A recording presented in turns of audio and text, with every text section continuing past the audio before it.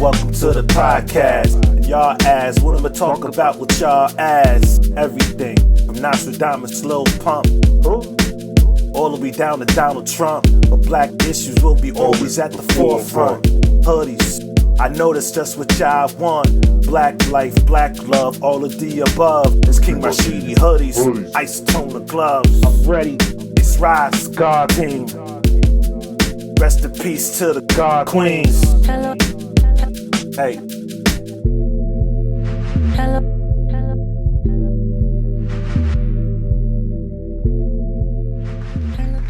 Welcome back to another dope ass episode of Hoodies the podcast. I think this is the second attempt at 42. Yeah, man, we're here. We back. Thank you for tuning in. Once again, shout out to the businesses that's been mandated to close. Due to the COVID-19 thing. Again, my business was one of them. And listen, the governor of Virginia has extended the shutdown order for non-essential businesses. I fall in that category. So we were supposed to be back in commission on the 23rd, April 23rd, and now it's been extended to May 8th. I don't have to tell you how unhappy I am about that, do I? And then there's also been a separate stay-at-home order for Virginia residents in effect till June 10th. If I'm being honest here, man, I got a feeling that the shutdown is going to last longer than the 8th. I know people say, think positive and all of that, but I'm also a realist as well. I think that it's going to end up being extended longer than that. But I'm going to keep it real. I appreciate the little glimmer of hope, But yeah, it is what it is, man. It just is what it is. I don't have to tell you that I'm not happy about it. And like I said, I think it would be longer. Keep fighting. Small businesses, if you're able to, keep fighting. Stay in there. Stick in there. Hey, listen, man, I feel you. I definitely feel you.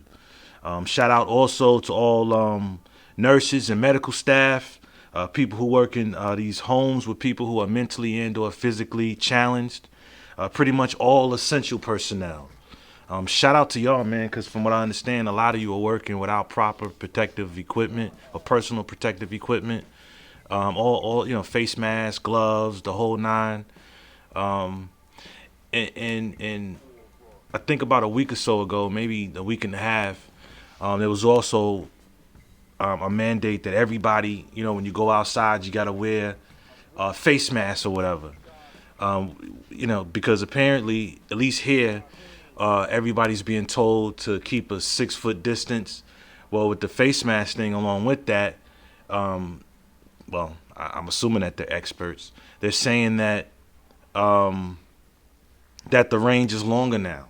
That instead of it being like 6 feet, it's like 20 some odd feet that you can get it from somebody else. Which in my ears, my logic is telling me that it's airborne. Which now has me asking the question, I'm always asking questions, now got me asking the question of whether or not, what about our eyeballs? You know what I'm saying? Isn't that a way in? Our ears. And real talk, I don't think dollar store bought face masks, are really going to help us. I don't think that's really going to help. I think there has to be one that's probably fitted. And depending on the material, I'm just not sold on. I'm sure it's reducing something, and it's better than nothing. I just don't think that the fate of, mankind not getting this, COVID-19 virus, I don't think it's contingent upon wearing a face mask. But that's, what do I know? I'm no expert. That's my spill. But again, shout out to all essential personnel, people who are still out there, which is for the most part everybody, if we're being honest. Not everybody's staying home, but that's another story. Yeah, man, so shout out to y'all. Also, shout out to the Skill Youth Chess Club, man. I miss my dudes. Hopefully we can pull off a virtual chess meet tonight.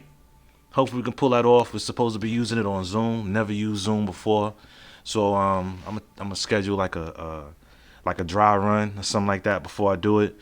And I'm not necessarily sure how we'll actually be able to play chess.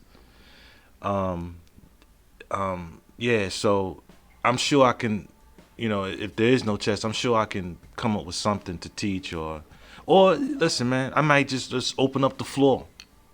Just open up the floor, because I am, in fact, very excited to see how the whole concept of social distancing is affecting these young brothers.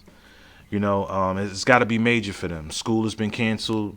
For some of them, graduations and proms have been. Well, I don't have any. I don't have any members in the chess club who are at that level, at graduation and prom level. Well, I do have a couple high schoolers. So who knows? We don't know who they was talking to. You know what I'm saying? They might have an older young lady. Want to take them to the prom. But yeah, so it's got to be an interesting concept for them.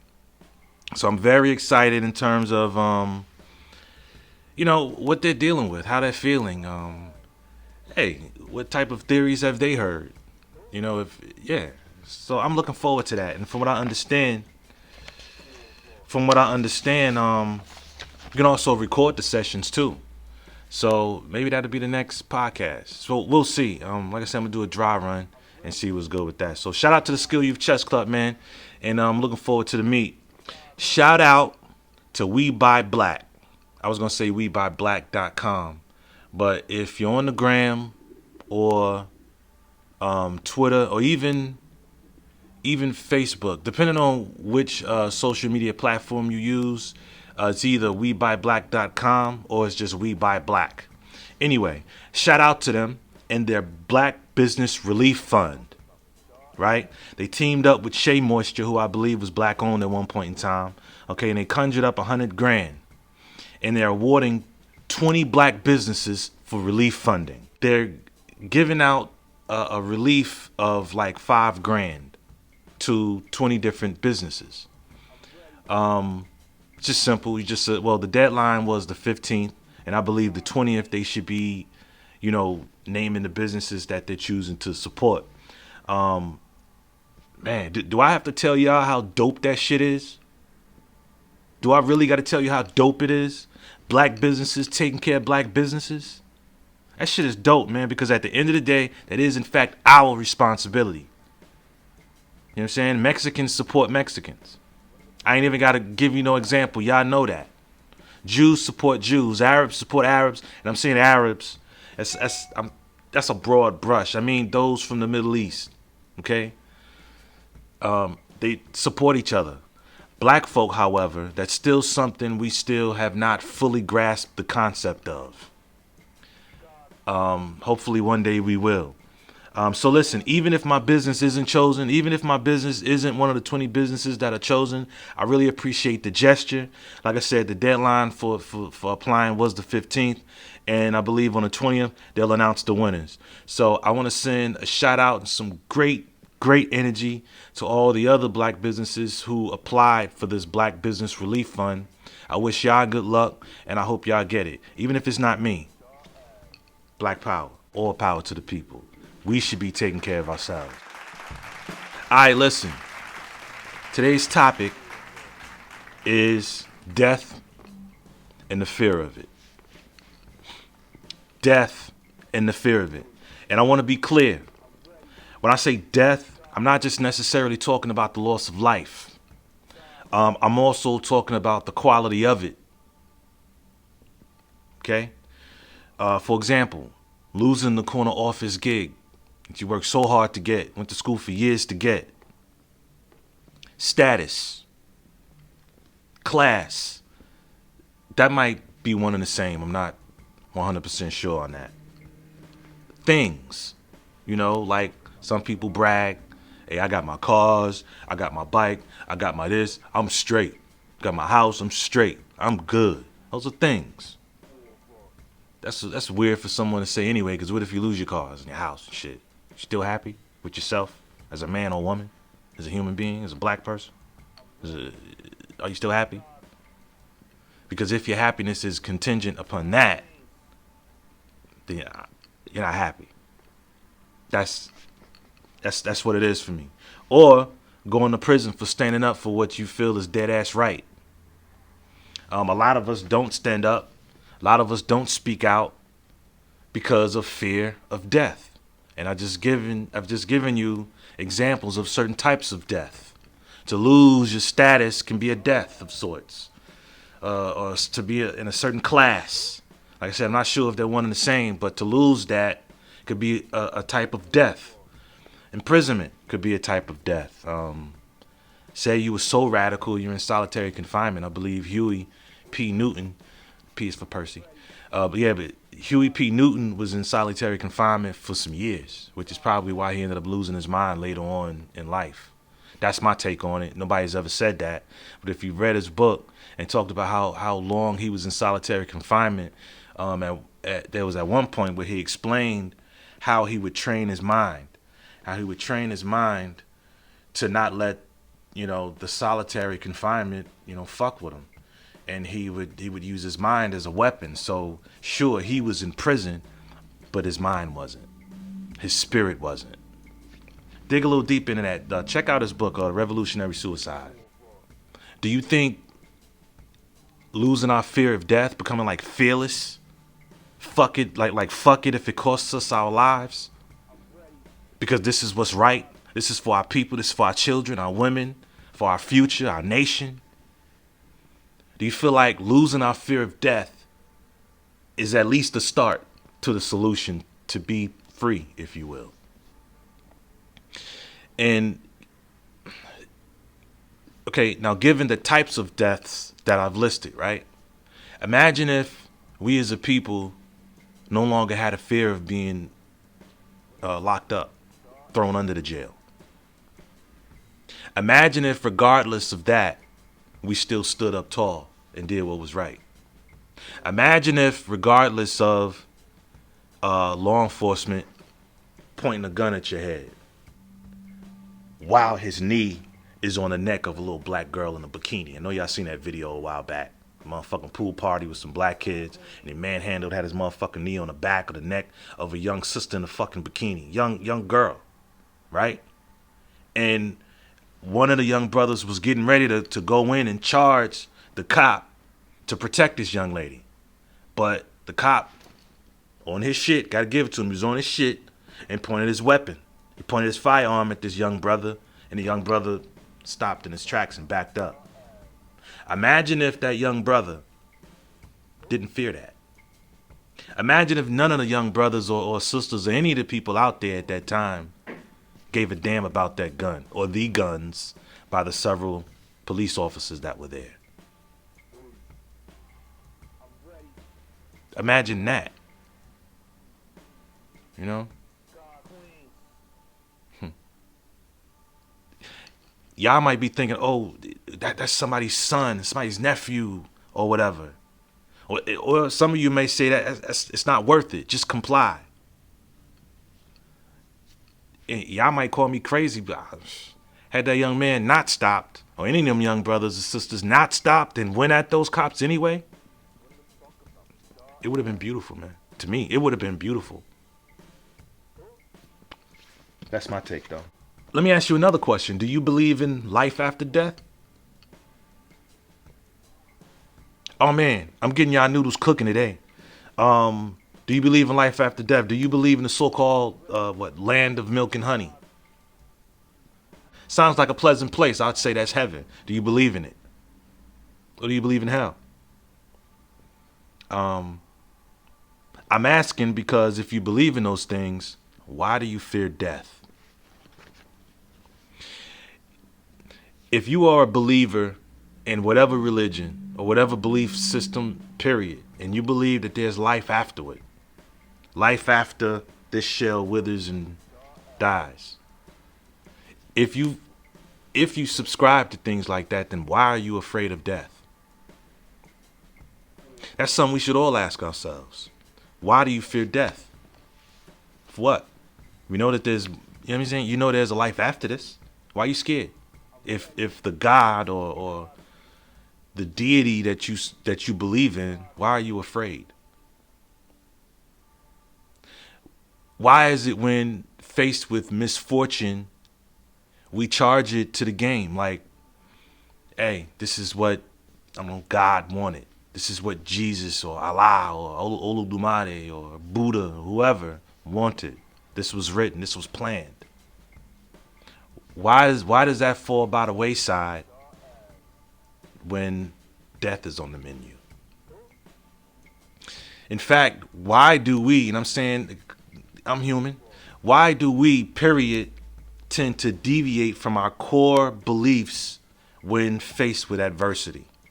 Like, say, a shutdown or faced with death. Why do we, or faced with eviction? Because to me, they're all death of sorts. Why do we deviate from our core beliefs when things get really rough? Y'all remember Good Times? Remember Florida Evans? James Evans Jr., Thelma, Michael, and then Rolona, the neighbor, and then eventually Penny and stuff, all that. Anyway, but I'm talking about, and by the way, James Evans, the character, of course, dropped out of 6th grade, and Florida Evans dropped out in the 10th. That's just a little sidebar. I fucks with Good Times. And I know some of y'all right now like, good times. Nigga, I thought you supposed to be woke. Whoa. Good Times is a mirror. It was a mirror. At least that's how I see it now. It was a mirror saying, black folk, look at yourselves. Look at you. This is how y'all move. Look at y'all beliefs and what little is doing for you. But anyway, I'm saying that to say that even when, and then some of y'all might say Florida Evans was in the fucking way. But take note, Florida Evans, even in the face of eviction or whatever the misfortune was, because there was a shitload of them, if you notice, she never stopped believing what it was she believed, that white Jesus on the wall. Even Michael explained to her, like that one episode when JJ had supposedly painted Black Jesus when really it was a painting of Ned the Wino or whatever. But anyway, the picture was a black Jesus of sorts, and with his hand up or whatever. Go back and check out that episode. It's in the first season, I believe. And Florida had an issue with it because she had said that the only Jesus she knew was the white one that had been in her family for years, for as long as she has ever known. Then, of course, and by the way, another sidebar, if I was to ever have another kid, I would want my child to be just like young Michael fucking Evans. Oh, man. That young brother is beautiful. That little young revolutionary. That's why if I had a baby, they'd kill him. Dead ass. If I had another baby, they would kill that kid. Because he would have too much knowledge, too much aware. You don't need no college. We got books in there.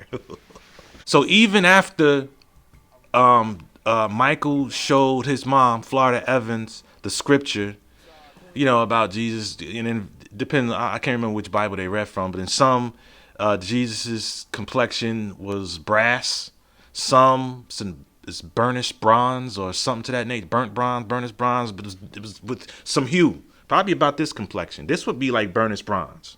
My face is a little light, maybe this complexion. It's a melanated brother, melanated being, if you're a believer in Jesus, right?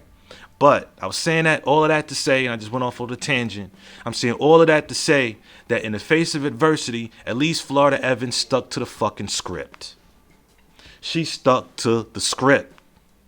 Her belief system did not waver, regardless of what it was. Yeah, she was all up in the way. When James wanted to go to the pool hall and make up the money, he wanted to go there, play some games of pool, do some bets or whatever to come up with the money, which he did. He did. James was God that day. James was Jesus that day. But it does baffle me how she was against him doing that. However, she did go down to the unemployment office with Rolona for some welfare. She didn't want to, but she went anyway. Was denied because James made too much. Which is weird. It was poor as fuck, and he made $100 too much, and he was denied welfare. Whew. The plight of our people, man. But anyway. Why do we, deviate from our core beliefs when faced with adversity? I, for one, would say that that's also linked to death or a death of sorts. Right? Ain't none of that on what I printed out here. None of that. But yeah, do you believe in heaven and hell? Heaven or hell, or either one? I'm assuming if you believe in one, you got to believe in the other, right? Duality. How about reincarnation? I'm no Buddhist. How However, you can you can learn something from each religion, whether it's real or not. You can learn something from all of them. But reincarnation, that resonates a little bit because even though I can't see it, I can almost tell. Well, I guess I can see it. I can see my grandmother, the late Dolly Shajita Shabazz, and my sister Marion. My mother was a big sewer. Sewed and made things. What my sister does. Right? I'll even take it a step further and say that I believe that my grandfather, the late James Abdul Aziz Shabazz, lives in me. He lives in me. And from an article that he wrote years ago,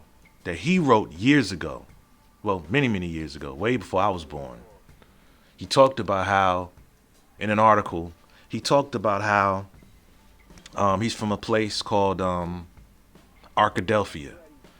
I want to say that place no longer exists, but I don't mean like it's just gone. I mean like it probably has another name now. Right? A place from Arkadelphia, Arkansas. Upon finishing school, he then went to Chicago in search of the UNIA, which is, of course, Marcus Garvey's movement. Upon his arrival, when he got to Chicago, the South Side, he saw that there was just a few people here and there. Because I believe by this time, the Honorable Marcus Mosiah Garvey was incarcerated. There's a lot of information in here. I read a lot, so as I get older, a lot of this information becomes a little harder to retain. However, I have the books. It's easy to refer back to them shits, right? Anyway, he gets to Chicago and sees that there's just a few people here and there of the UNIA. And he hears about Elijah Muhammad and the Nation of Islam. And he dug it. And, well, which makes a lot of sense because Elijah Muhammad, back in the day known as Elijah Poole, was at the rallies of the Honorable Marcus Mosiah Garvey. He was at one of his rallies. Marcus Mosiah Garvey was a Pan-Africanist. Anyway, so my grandfather becomes a member of the Nation of Islam and rises to the top and becomes Elijah Muhammad's right-hand man for 30 some odd years, according to what I've read, right? So I believe that I don't think it's a coincidence that here I am today and I'm a Pan-Africanist. Okay, now mind you, I found all of this out after I had decided that, hey, Pan-Africanism was an ideology and a movement that I want to be a part of, right? Then I read these things out about my grandfather, my maternal grandfather. So that's not a coincidence that this is that's where he was, and yet here I am. Yeah. Went off on a tangent, but I was just, the reincarnation thing. Okay. Now, although I do not subscribe to, organized religion, right? I do subscribe to the notion that our spirit lives on. That once we step out of this vessel, this shell, this vehicle, that we step into another. Okay. And just like you believers, I subscribe to something that I have not seen yet feel. Okay, it's something that resonates with my spirit or my soul, whatever you want to call it, or my indwelling intelligence. Listen, to be a believer is to believe, even the word faith, to have faith is to believe in something without any proof. Ask anybody, right? How do they know Jesus really lived? And see, what they will try to do is pull out their Bible, or maybe in these days and times pull out their phone and pull up their digital or their ebook, which is a Bible. Don't let them do that. Say, I'm not asking you to go repeat some scripture or nothing like that. Put the book down. How do you know? Ask a Muslim. How do you know Muhammad or Allah or any of this stuff is real? How do we know Buddha ever really existed? How do we know Asar, Aset, and Heru really existed? I mean, now, if you're asking me, I'm going to say they never did. They never existed. These are myths that was used Well, in Kemet, it was used as a moral compass. A moral compass. So sure, it was used as a tool to control people. It was also used as a tool to teach, right? And we all know that Akhenaten was the father of monotheism. Came up with the concept of one God. And all religion, be it Judaism, Christianity, and Islam, all derived from his concept, right? So yeah, it's used as a tool to control people, but also as a moral compass. Like a new society had been formed. We need some rules of engagement. This is how we get down. So should you happen to be a man of the people, and I've said this before in podcasts, I think some of the audios, if you happen to love the people, so to be a man of the people, then this will ultimately be your fate, because there's haters out there. There are systems in place to stop you from, giving that good word, if you will, to the masses. But these myths are created, I guess, to give us some sort of hope. Or should I say, we still hold on to these myths because it gives us a glimmer of hope. It brings us comfort. For some people, man, it's very comforting, and I've said this 1,000 times. It's very comforting to have the thought in the back of your mind that there's this being out there that loves me no matter what, regardless of what I do. The Lord knows my heart. I don't think there is one. However, if there was one and he really knew your heart, he know you was lying your ass off most of the damn time. He'd know. See what I'm saying? He. How do we know God is even a he? Who told us that? Another subject. But if there was a God and he really knew our hearts, like for real, not the shit we lie to ourselves and say, then what? And that's also not in the script. But anyway, I was talking about my spirit, my soul, and things of that nature, right? And I'm all over the place. I do feel energy, both good and bad, from other human beings. And sometimes I'm off, but most times it's on point. I had a barber not too long ago. I'm not going to say his name, but it was the last barber that I had, or that had come on to the team. Good brother, read a lot, and I think we had that in common. I think me putting him on had nothing to do with him being a good barber. I mean, it turns out he was a decent barber, but he read a lot of books. So we could talk for days. It's kind of cool to talk with people who know a little something, if you will, right? But yeah, I felt the good energy, but what I didn't see was the trouble that came with this brother. What I didn't see was apparently he's dealing with something, perhaps from his past, or he's apparently dealing with something and thought that he could pretend to be an alpha to another alpha, and let's just say he's no longer here. He ain't here no more. Right? So I do believe in energy, and that's something that I can't necessarily see, but I can feel it. So, while believers of organized religion believe that there's this place we go to once we're gone once the shell dies, I, for one, I suppose I believe the same thing, just not no heaven or hell.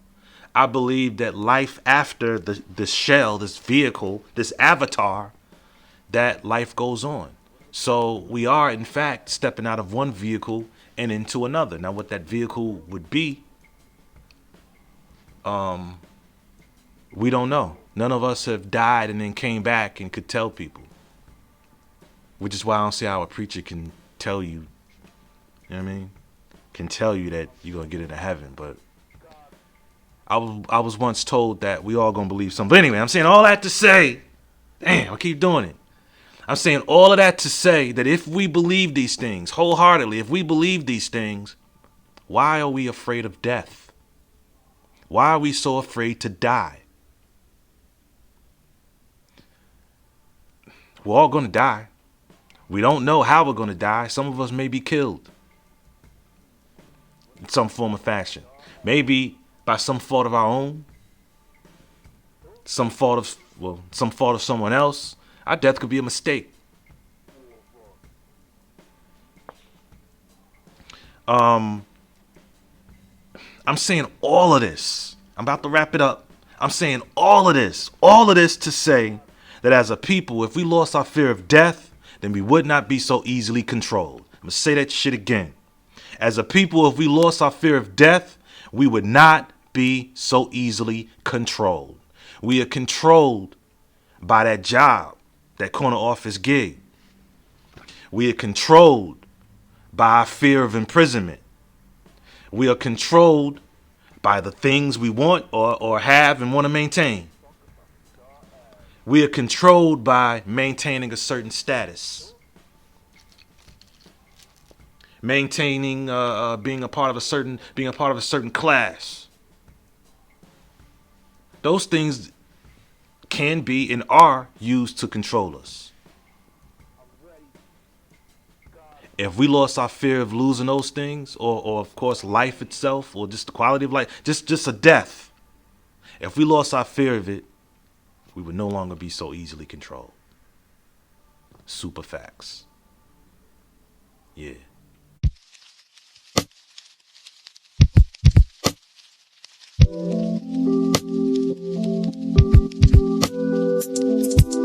Got grays in my goatee, waves in my goatee. Too much front trying to go deep. Fuck around and drown in 4 feet. I don't trust the process, no me. Plant-based pussy, I'ma go eat. Black-based mind, we can go free. Fuck off the grid, so free. Little flower, I'ma nurture that. Little knowledge, fuck Birkin back. Lot of alpha, no beta. Decalcify, think greater. Hey yo, you breathing like Darth Vader. Cause she only what I made her. No beta, alpha beta. Head on the swivel, that's how I made her. A resource, and it's likewise. Firm on the square, she a fight prize. I read her with the night eyes. You niggas fascinated with the light eyes. I'm with the third, it's the right eye. God is energy, that's the right fire. If we have a baby, they'd kill him. That's the nigga there, let's kill him. Cause he'd have too much knowledge, too much aware. You don't need no college, we got books in there. Crooks in there, fuck your bear. Master self, gallop a mare. Love you in that, love you in this. Love you and you. I mean, might as well say it. I love you, queen. Love you in that, love you in this. Love you in this. Love you and you. I mean, love you, queen. Love you in that, love you in this. Love you and you. I mean, I love you, queen. Love you in that, love you in this. Love you in this. Love you and you. I mean, love you, queen. Love you in that, I love you and you. I love you in that. I love you in this, love you in that. I love you for you, queen. Woke nigga sleep, well, bless you with the good dick sleep, girl. Oops, I mean queen. Flip that ass over, do the same thing. No ceremony, no rings. Have our own thing, looking all supreme. Our union, our thing. You the muse, I'm the fiend. Sipping your nectar, smiling. Love you in that, love you in this. Love you in this. Love you and you, me. She got brains in a big head. She gave brains to the big head. Got a soul to get big fed. I'm thinking big plans, big bed. Big skill, get ill. Good brain, good build. Protect black shield. Self-made that feel. Give fuck what the world think. You garbage, just think. You garbage, just blink. Now they all fucking extinct.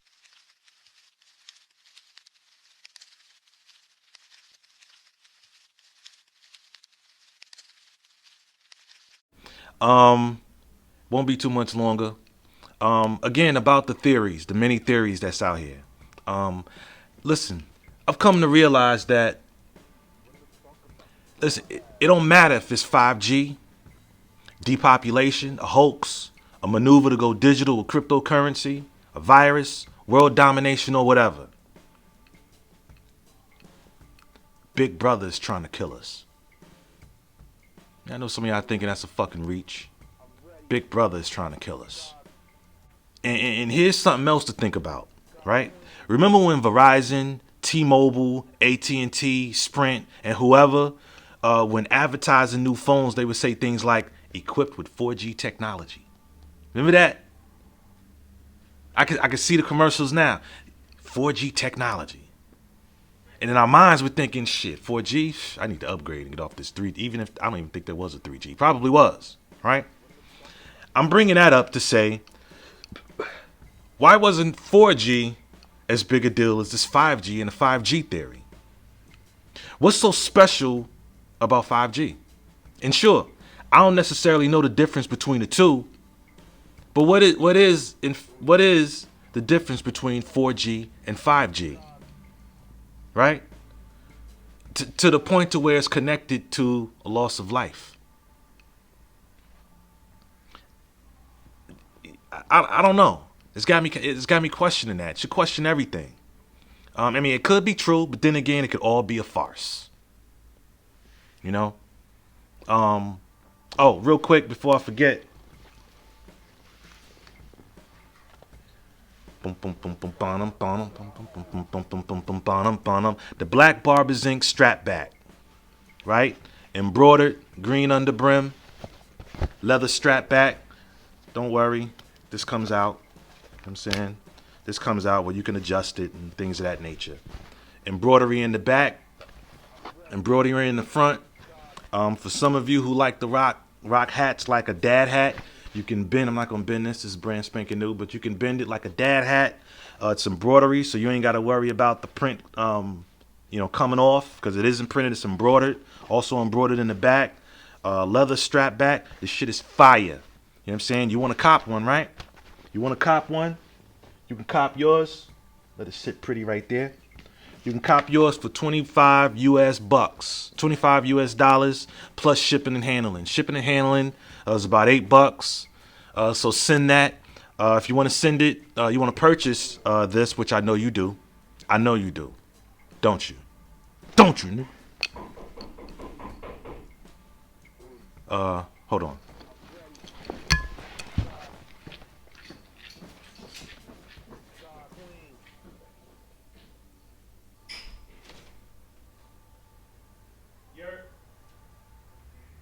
Hey, give me 5 minutes. All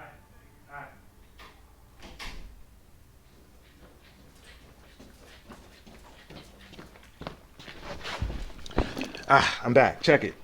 So if you want to cop this Black Barbers Inc. strap back, which I know you do, it's cash.me/$skillYCC. Inbox me your address and I'll get back to you. Well, I'll get that out to you ASAP. Okay?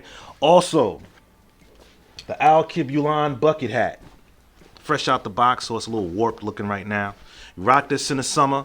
You got your golden picture of Africa. Also known as Al Kibulan. It's got some stitching on each side. These are fire, perfect for the summer. Rocking it at the beach with your locks or afro or whatever. You know what I'm saying? You can cop this. Also, sit pretty right there. It's looking warped still. For $20 plus shipping and handling. Like, send me your address and I get that out to you expeditiously. Listen, man, support Skill the Barbershop and Shop Black all at the same time. Black Barbers Inc. strap back and Al Kibulan bucket hat. Almost forgot. Shout out to the elders, man. Shout out to all the elders that puts up with the crap. You know what I'm saying? Puts up with all the crap, man. And still here, teaching us, giving us wisdom and all of that. We love y'all, man, and check on them. Check on our elders, man. We love y'all. I'm King Rashidi. And this is Hoodies, man. Peace. To the podcast. What am I talking about? Who? Always at the forefront.